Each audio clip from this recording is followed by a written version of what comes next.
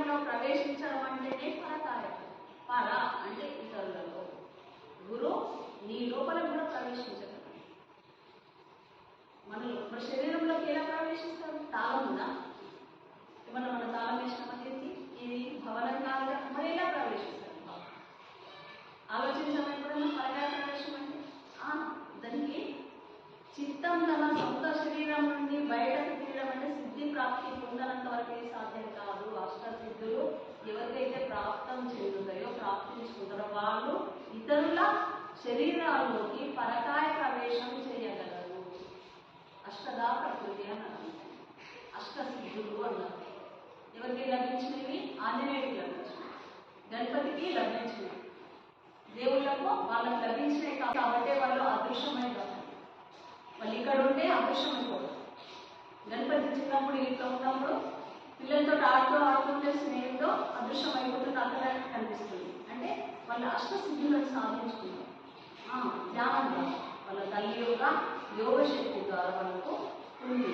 అందుకని ప్రతి ఒక్క ధ్యానం ధ్యానంలో చాలా పవర్ అంటే మహిమ ఉంది.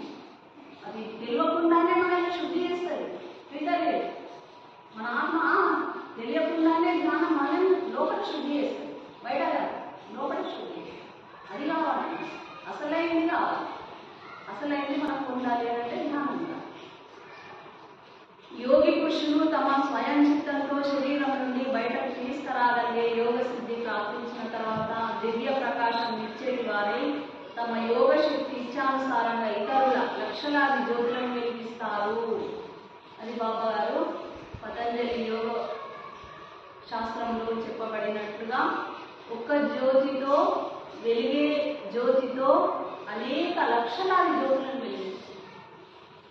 ఇప్పుడు ఈ జ్యోతి వెలిగించడం ఎందరైనా దీపాలు వెలిగించుకోవచ్చు, ఒక్కటి కాదు.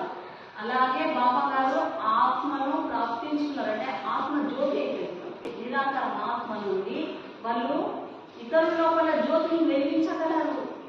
మనది వెళ్ళకుండా ఉన్న ఆత్మను వాళ్ళు మనల్ని లక్షల ఆత్మలను వెలిగించేసి, కాబట్టి మన స్వప్నంలోకి రాగలుగుతున్నారు, మనకు జ్ఞాన సిద్ధి ఇస్తున్నారు. అప్పుడే మనం ధ్యానంలో కూర్చుంటాం. లేకపోతే ధ్యానం దొరకడం చాలా కష్టం. ఊరికేనే బట్టి కూర్చుంటే దొరకదు ధ్యాన సిద్ధి. ఒక గురువు కృపతోటి మనం ధ్యానంలో కూర్చుంటాం. గురువు దొరకడం అంటేనే అదృష్టం. ఒక్కటి చెప్తున్నాం, గురు మార్గం దొరకడం ఇంకా అదృష్టం. ఆ గురువు గురించి మాట్లాడతారు.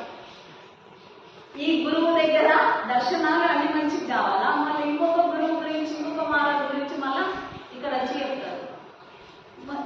ఇప్పుడు మనకి ఎవరితోటి అయితే మన టైంలో వాళ్ళని వాళ్ళే ఆచరించాలి, ఇంకొకరి కాదు మనం. అవునా? నిత్యానంద బాబా కూడా ఇది అన్న, నువ్వు ఇక్కడ ఇది చేసుకుంటూ నువ్వు అక్కడి గురించి ఏం చెప్పాలి. ఒకసారి నిజామాబాద్కి బాబా దగ్గరికి వాళ్ళు వస్తారు. వాళ్ళు ఏం చెప్తారంటే రామకృష్ణ పరమహంస గురించి చెప్తారు. బాబా దగ్గర రామకృష్ణ పరమహంస గురించి ఇట్లా అట్లా వివేకం చెప్తే, బాబా మహాత్ముడు కదా, బాబాయ్ ప్రత్యక్షంగా ఇన్ని జరుగుతున్నాయి, అందరికీ జరుగుతున్నాయి, మరి ఇక్కడ బాబా గురించి చెప్పచ్చు కదా. ప్రత్యక్షంగా ఉన్న మహాత్ముడి గురించి అక్కడ చెప్పాలి, కానీ వాళ్ళు ఆ మహాత్ముడు ఇట్లే చేసినట్టు మరి ఈ మహాత్ముడు ఏమన్నది. అదే బాబా అంటున్నారు, మీరు ఇంకా మహాత్ముని గ్రహిస్తలేరు, వాళ్ళ గురించే మాట్లాడుతున్నారు. నిజంగా ఉన్న ప్రత్యక్షంగా జీవిమూర్తి ఉండగా కూడా మీరు తెలుసుకోవడం లేదు. నా గురించి మీరు ఇంకా తెలుసుకోవడం లేదు, ఇంకా వాళ్ళ గురించే చెప్తున్నారు, వాళ్ళ పాఠాలే వింటున్నారు, వాళ్ళ గ్రంథాలే చదువుతున్నారు. చదవద్దని అన్నాడు, కానీ ఇక్కడ నిజంగా మహాత్ముడు ఉన్నాడు, జరుగుతున్నాయి కార్యాలు, ఇక్కడ గురించి ప్రచారం వాళ్ళకు సాక్ష్యంగా తీసుకొని బాబా గారి గురించి కూడా చెప్తారు. ఇది ప్రత్యక్షంగా ఉండదు. అయితే ఇక్కడ ఏమంటున్నాడు, మరి ఎన్నో అనుభవాలు కూడా అయినవి. బాబా గారికి ధ్యానం ద్వారా ఆత్మజ్ఞానం ప్రాప్తమై ఎన్నో అనుభవాలైనవే ఈ గ్రంథం. దీనికి ఏ ఎగ్జామ్ చేయలే, ఏం చేయలే, అనుభవాల గ్రంథం. ఈ అనుభవాల గ్రంథాన్ని రాయడానికి సంవత్సరాలు పట్టింది, ఎన్నో సంవత్సరాలు పట్టింది బయట తీయడానికి. అంత ఇదైతుంది.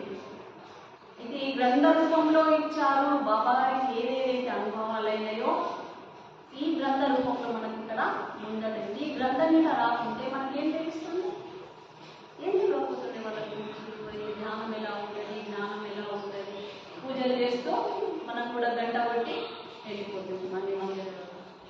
కానీ ఇక్కడ జ్ఞానం పెట్టి ముందట. ఇప్పుడు మీరే చెప్పండి, పూజ చేయడం మంచిదా లేక ధ్యానం చేయడం మంచిదా? మనకి ప్రశ్న ఇస్తున్నారు బాబా. ఇప్పుడు చెప్పండి మీరు. మరి ఈ ధ్యానంతో నాకు ఇన్ని అనుభవాలైంది, గ్రంథ రూపంలో వచ్చింది, గ్రంథమైంది, నాకు ఆత్మ సాక్షాత్కారం అయింది ధ్యానం ద్వారా. మరి ధ్యానం చేస్తే మంచిదా, పూజలు చేస్తే మంచిదా అని బాబా మనల్ని యజ్ఞాలు చేయాలన్నా, పూజలు చేస్తే మంచిదా, మరి ధ్యానం చేస్తే మంచిదా?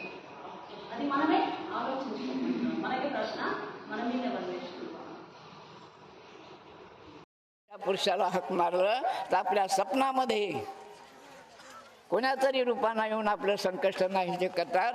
हे सूक्ष्म हे ज्योत आहे, या रूपानं जाऊन सरी निर्गुण सगुण अनेक रूपानं जाऊन आपले भक्ताचे कामं करतात. तर हे जे माणूस पोहोचला महात्मा, हेच ह्यात आहे. आत्मज्ञान, तत्वज्ञान, ईश्वरज्ञान आणि विज्ञान इथूनच गेलेले आहेत. ते आत्मापासूनच गेलेले आहेत आणि हे करत चाललेले. आज आपण इथं गेलो पण हे राहिले. म्हणजे आत्मज्ञान म्हणजे ध्यानाला बसा ही डिग्री आपण प्राप्त करू शकतो. हे लक्षात आहे. भारताची संस्कृती आहे, फुलाजी बाबाचे नाही. आणि याच्यामध्ये 5 तत्व दिलेले आहे. 5 तत्व म्हणजे काय? पृथ्वी, आकाश, अग्नी, वायू, जल. आणि एखादे या ध्यानातून हे 5 तत्वाचा आत्मा आहे.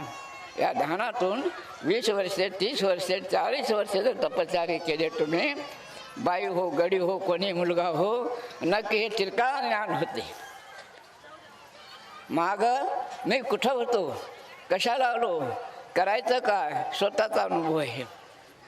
आणि आलो कुठून आणि जायचं कुठं, एवढं ज्ञान होते माणसाला.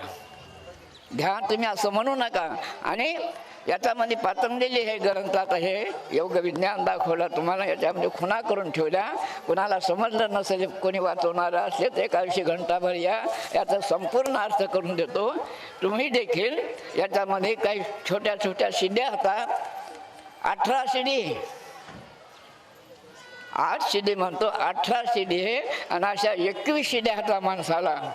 आणि प्रत्येक माणसामध्ये स्त्री पुरुषामध्ये होता. आणि याला एक वेळ आत्मा जर वध झाला तर तुम्हाला दुसऱ्या कोणत्या गोष्टीच्या इच्छेनं कार्य होऊ शकते.